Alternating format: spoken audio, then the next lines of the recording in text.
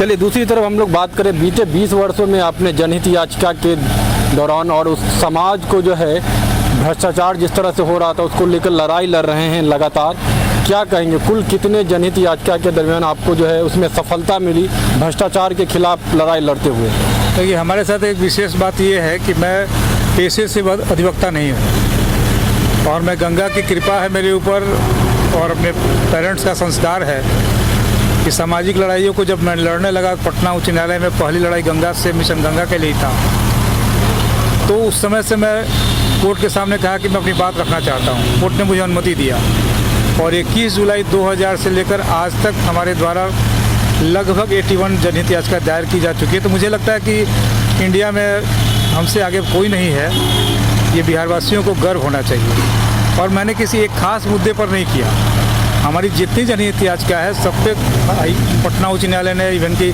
Supreme court में भी बहुत से हमने किया, सभी में कोर्ट ने अप्रिसिएट किया हमारे इशूज़ को।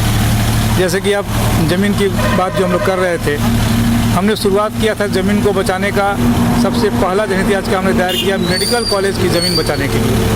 गवर्नमेंट के 6 मेडिकल कॉलेज की सैकड़ों एकड़ ज़मीन एंटी सोशल के द्वारा कब्जा था, जो कोर्ट के माध्यम से खाली कराया गया। अभी भी वो सब केस चल रहा है। दूसरा हमने किया, सभ्यता संस्कृति की सरकार अभी भारत में है, बिहार में कम लोग जानते हैं कि 87 गौशाला बिहार में है। ये सभी रजिस्टर्ड गौशालाएँ हैं, इनके पास लगभग 5000 एकड़ ज़मीन है, सारे कागजात हमारे पास में हैं। 2010 से हम लोग लड़ रहे हैं, हाई कोर्ट लड़े, सुप्रीम कोर्ट ने भी डायरेक्शन दिया पटना हाई कोर्ट को कि आप मॉनिटरिंग करिए।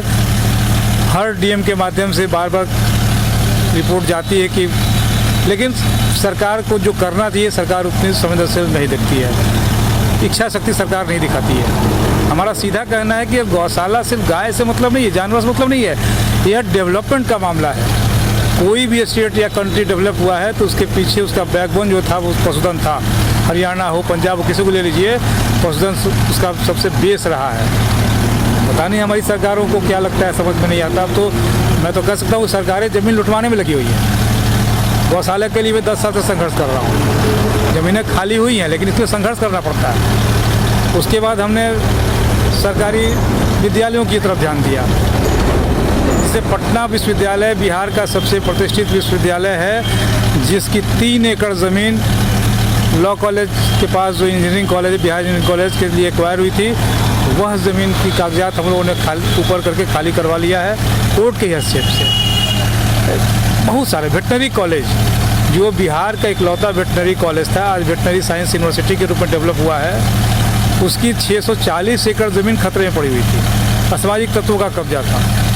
कोर्ट के हैसियत से उस केस में तो कोर्ट ने मुझे कोर्ट ऑफिसर भी बनाया है, और तब जा कर के वहाँ से बहुत सारे अतिक्रमण हटाए गए हैं। उसमें एक बड़ा मामला है कि हमारे जितने जनप्रतिनिधि हैं, इन्होंने एक कॉलोनी ही बसा लिया वहाँ पर। वेटनरी कॉलेज की ज़मीन जब जगन्नाथ मिश्रा थे मुख्यमंत्री यहाँ के, उन्होंने एक कोऑपरेटिव बनाया जिसका नाम दिया सांसद विधायक कोऑपरेटिव, और 20 एकड़ ज़मीन वेटनरी कॉलेज की ज़मीन जो आम लोगों के पैसे से खरीदी हुई ज़मीन थी, गवर्नमेंट द्वारा एक्वायर्ड ज़मीन थी, उस कोऑपरेटिव को दिया और लगभग सभी सांसद और विधायकों ने उस ज़मीन की बंदरबांट कर ली है। हमने उसको रेज कर दिया है, कोर्ट में मामला चल रहा है। मैं उम्मीद करता हूं कि कानून के नज़र में सब बराबर होते हैं, इसलिए आज नहीं तो कल उन लोगों ने यदि ज़मीन कोऑपरेटिव बनाया था तो कहीं ज़मीन एक्वायर करते समझ में आता, लेकिन गवर्नमेंट का लैंड जो पब्लिक के द्वारा खरीदी हुई ज़मीन थी, निश्चित तौर पे गुड्डू बाबा चूँकि समाज हित में लड़ रहे हैं, तो बिहारवासियों की विजय होगी और उनका भी वासियाना जाएगा। चलिए हम ये जानना चाहेंगे जी कि गुड्डू बाबा के द्वारा अगला जो है बिहार में भ्रष्टाचार मुक्त, जिस तरह से हम लोग बिहार में जो बिहार सरकार की ज़मीन है, ये कई एकड़ ज़मीन शिक्षा विभाग की, जिसको लेकर आप लड़ाई लड़ते आ रहे हैं, क्या मुहिम रहेगा? लगातार हम लोग इसको देखते आ रहे हैं जी कि सरकार और सरकारी तंत्र के द्वारा ही पूरी तरीके से स्थानीय स्तर पे मिली भगत के द्वारा जो है भ्रष्टाचार और फिर अतिक्रमण किया जा रहा है। इसको लेकर क्या लग रहा है, कौन दोषी है? स्थानीय स्तर पे जिस तरह से रजिस्ट्री हो रहा है, जिस तरह से अतिक्रमण हो रहा है, क्या लग रहा है आपको? देखिए, ऐसा है कि सरकारी तंत्र जो है तो हम लोग जगाने का काम करते हैं, न्यायपालिका के माध्यम से जगाने का काम करते हैं। व्यवस्था के 3 स्तंभ हैं, व्यवस्थापिका, कार्यपालिका, न्यायपालिका।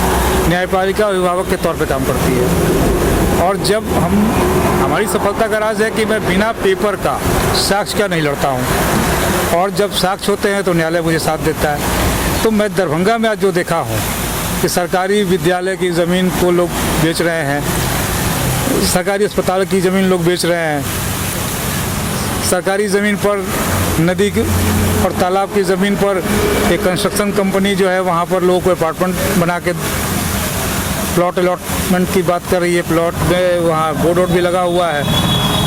तो निश्चित तौर पे कितने भी बड़े लोग क्यों नहीं होंगे, जब मेरी निगाह वहाँ तक गई है तो इसका अंजाम ज़रूर होगा।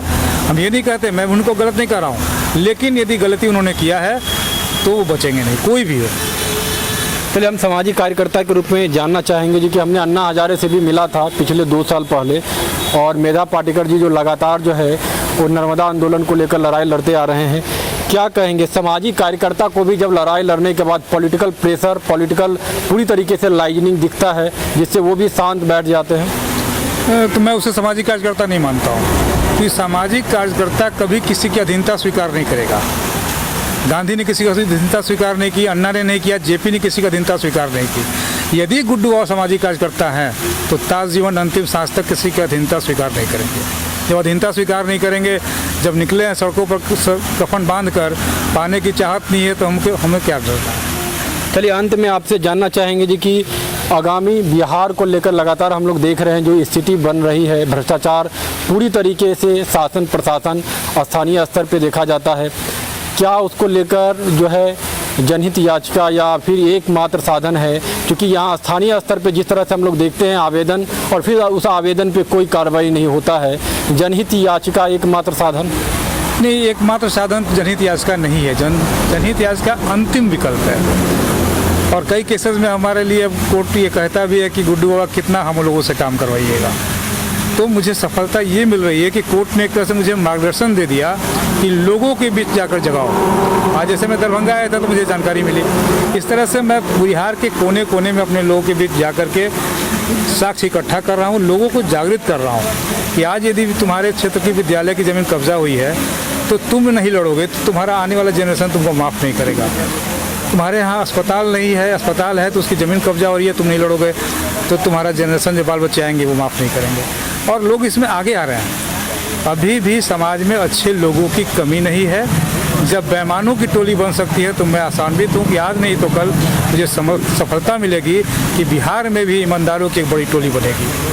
चलिए, बहुत बहुत धन्यवाद। तो ये हमारे साथ सामाजिक कार्यकर्ता और जनहित को लेकर लगातार बीते कई वर्षों से बिहार में भ्रष्टाचार के खिलाफ लड़ाई लड़ रहे हैं विकास चंद उर्फ गुड्डू बाबा थे, जो लगातार सारी बातों को लेकर, सारे सवालों को लेकर जवाब दे रहे थे। लगातार सिटीजन आवाज़ के साथ आप बने रहें और अपने आसपास साफ सफाई जरूर रखें।